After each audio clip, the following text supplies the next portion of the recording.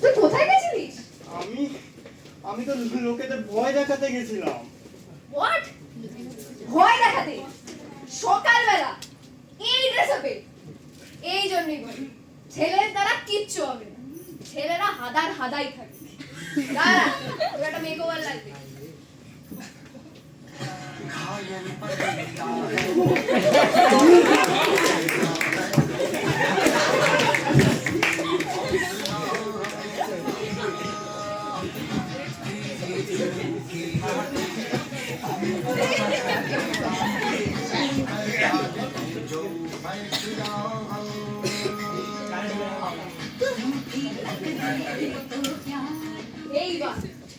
এইবার তুই রেডি। এখন চিরকুট হয়তো ভয় পাওয়ানোর জন্য রেডি। দেখা যাক ও ভয় পাওয়াতে পারে কিনা।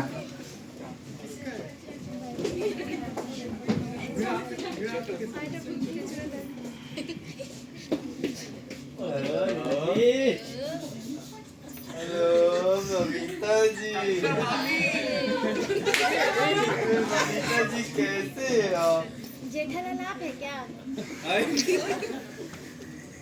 अरे आपको देखा था ना इंटरव्यू में,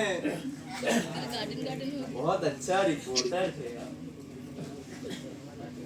सुंदर भी है, बहुत अच्छा।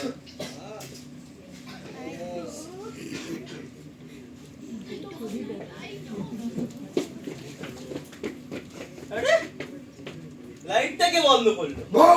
আরে ভয় পেয়েছে, ভয় পেয়েছে। এত খুশি তো কোনোদিনই পাইনি আমি।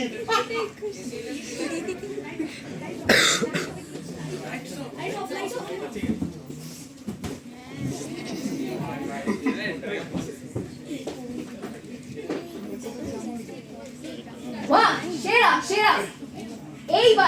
এইবার তুই রেডি। যা বাবাকে বলে দে যে তুই একটা ভালো ভূত দেখাতে পারিস। বাবা কি এতটুকুতেই মানবে? কেন মানবে না? তুই বল, ভালো করে ধমক দিয়ে বল, ঠিক মানবে।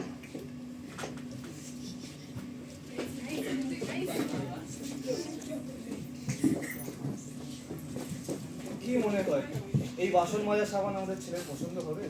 আমি কি জানি। হ্যাঁ, ছেলের পছন্দ হবে।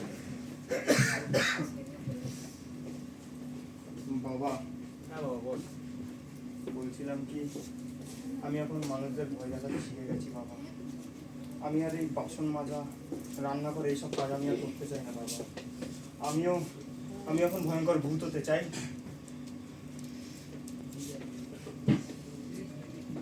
সব ঠিক হয়ে যাবে, সব ও নেই মানে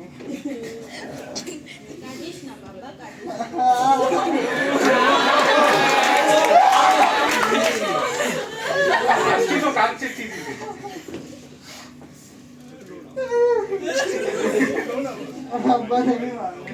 কাটিস। বাবা রে, এই বাসন মাজা সাবানের বদলে কি তোর মেকআপ কিট চলে আসবে? বাবা